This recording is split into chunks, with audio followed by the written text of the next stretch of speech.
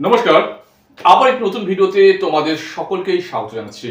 ICDS এর যে নিয়োগের কথা তোমাদের বলেছিলাম 2024 অঙ্গনওয়াড়ি নিয়োগ, সেই অঙ্গনওয়াড়ির নিয়োগের জন্য অনলাইনের ফর্ম ফিল আপ কিন্তু শুরু হচ্ছে। কবে থেকে শুরু হচ্ছে? সামনে মানে এই যে ফেব্রুয়ারি, আজকে 17 তারিখ, 20 তারিখ থেকে কিন্তু তোমরা অনলাইনে ফর্ম ফিল আপ করতে পারবে। অঙ্গনওয়াড়ির যে কর্মী নিয়োগ হবে সেখানে কিন্তু অনলি আবেদন করতে পারবেন মহিলারা। কিভাবে আবেদন করবে, যোগ্যতা মান কি, পরীক্ষা পদ্ধতি কিরকম, পরীক্ষার কোশ্চেন কি হয়, প্যাটার্নগুলো কিরকম, কেমন কেমন ধরনের প্রশ্ন আসে, ভাইভা হয় কিনা এবং কাট অফ মার্কস কত নামে, সবটাই বলবো। এবং বলে রাখি, শুরু হচ্ছে এই সামনে 20 তারিখ থেকে এবং শেষ হবে মার্চের 20 তারিখে। পরীক্ষার ফর্ম ফিল আপ সম্পর্কে সমস্ত তথ্য তোমাদের আমি তুলে ধরবো। তার আগে বলবো, অবশ্যই কিন্তু চ্যানেল নতুন হলে চ্যানেলটা সাবস্ক্রাইব করে পাশে থাকবে।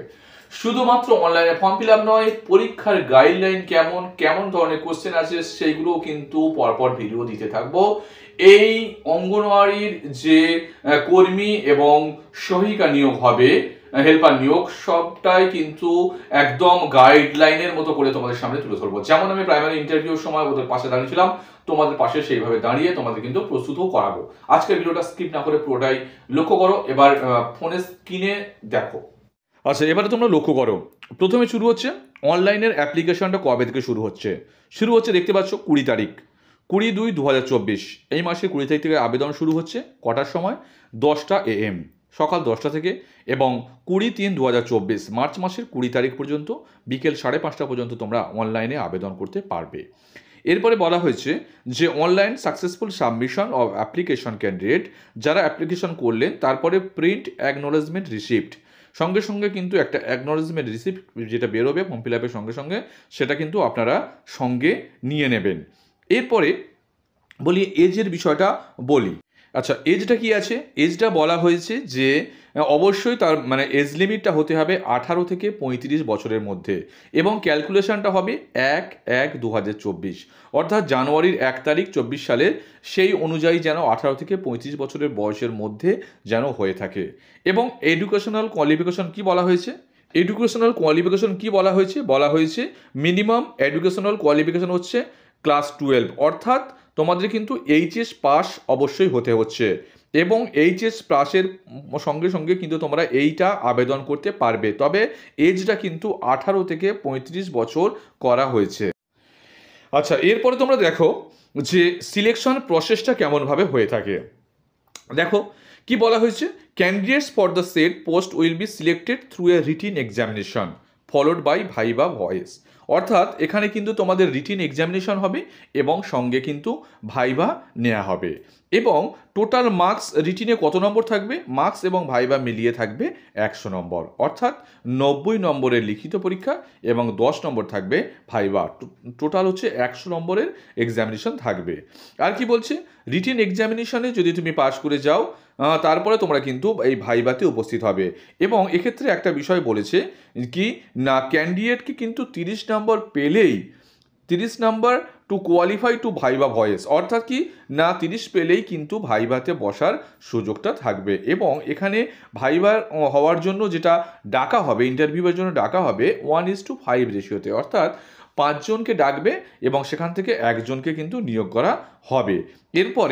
এবার তোমরা দেখে নাও যে এই যে 90 নম্বরের লিখিত পরীক্ষা হবে তাতে কি কি বিষয় থাকছে। অ্যান এসে অফ 158, অর্থাৎ 150 শব্দের মধ্যে একটা এসে অর্থাৎ প্রবন্ধ লিখতে হবে, যে যার মাদার ল্যাঙ্গুয়েজে অর্থাৎ মাদার টাঙে। যে যার বাংলা হলে বাংলা, হয়তো ক্লাস 8 স্ট্যান্ডার্ডের এইরকম থাকবে 15 নম্বরে। আর অ্যারিথমেটিক অর্থাৎ পাটিগণিত থাকবে ক্লাস 8-এর মতো স্ট্যান্ডার্ডে 20 নম্বরে।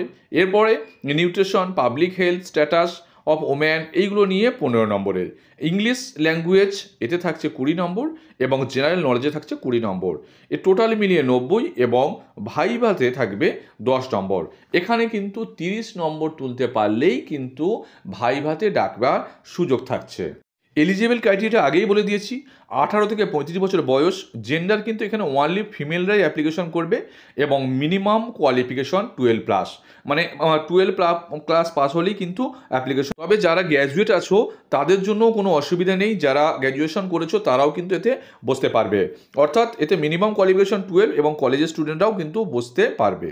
অ্যাপ্লিকেশনটা কীভাবে করবে, তোমরা কিন্তু ওয়েস্ট বেঙ্গলের যে অঙ্গনওয়াড়ি নিয়োগ সেখানে ক্লিক করলেও করতে পারবে, বা তোমাদের আমি অফিসিয়াল ওয়েবসাইটটা বলে দিচ্ছি সেখান থেকেও অ্যাপ্লিকেশনটা করবে। তোমরা কিন্তু অফিসিয়াল ওয়েবসাইট যেটা applyicds.alipurduar.in, অর্থাৎ এইটা যেটা বেরিয়েছে সেটা আলিপুরদুয়ার জেলা এটা ডিস্ট্রিক্টের জন্যই কিন্তু এটা বেরিয়েছে। এরপরে বিভিন্ন ডিস্ট্রিক্টের সেটা কিন্তু পরপর বেরোতে থাকবে। যারা যে ডিস্ট্রিক্টে বাস করো তারা কিন্তু অবশ্যই কমেন্ট সেকশনে জানাও, তাহলে কিন্তু আমি সঙ্গে সঙ্গেই তোমাদের ডিস্ট্রিক্টে হলেই সেটা দিতে পারি।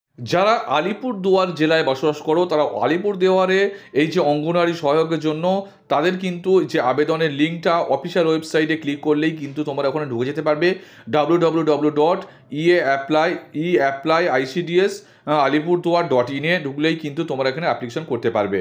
লিখিত পরীক্ষার জন্য ডেটও কিন্তু সেখানে ধার্য করা হয়ে গেছে। ডেট হচ্ছে 30শে জুন 2024।